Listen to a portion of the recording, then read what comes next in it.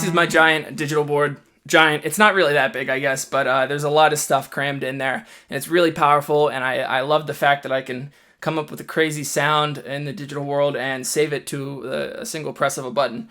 And I think a lot of people, if they think of me as a musician, they might say that that's probably the best way they know me as someone that's really like searching to get some cool sounds and recall them easily. I have a crazy complicated setup, and anyway, you know, I wasn't always like that. The Line 6 Helix is a recent addition for me, as well as the Empress pedals are.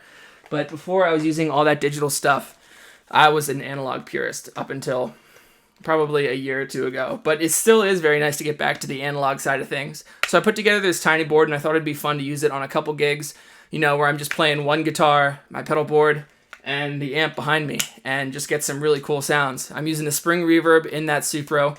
I use the tremolo circuit sometimes. I got to get an external foot switch for it.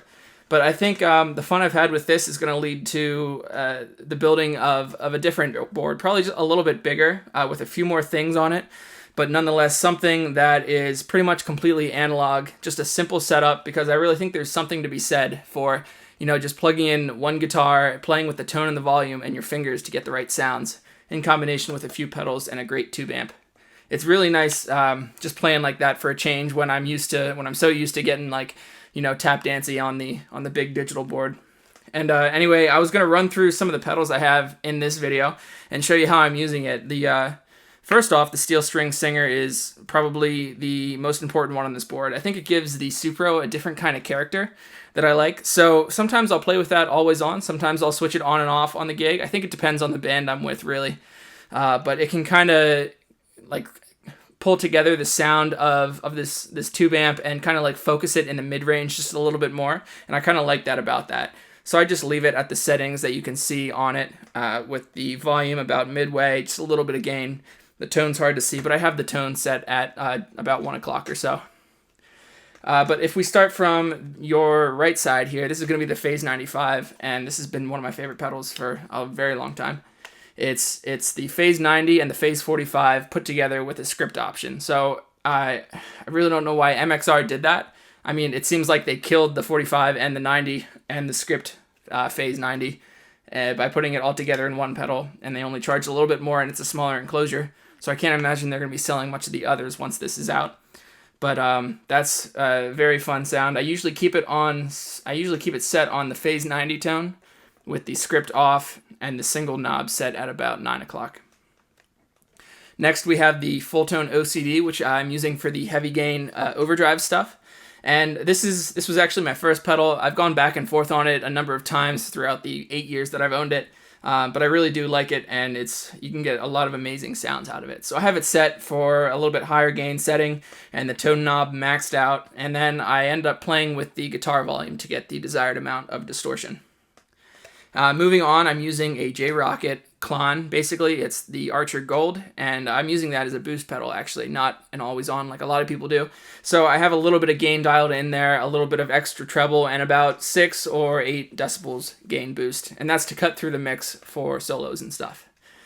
And then obviously through the steel string that I described before, and then finally the way huge Aqua Puss, which is just a full, old school analog delay. They've been around forever. There's no modulation on it, but has this really warm Bucket Brigade type echo, and I'm not doing any crazy like rhythmic stuttering or delays with it. It's basically just used as an on or off pedal to add a little bit of ambience, maybe behind solos, or if I'm playing on a softer song where I'm playing a little bit less notes to help fill out the sound, I can turn on the delay pedal. So it's just kind of an all-purpose delay sound. And so I'm going to get to the playing samples here, and you can hear how I'm using these all together.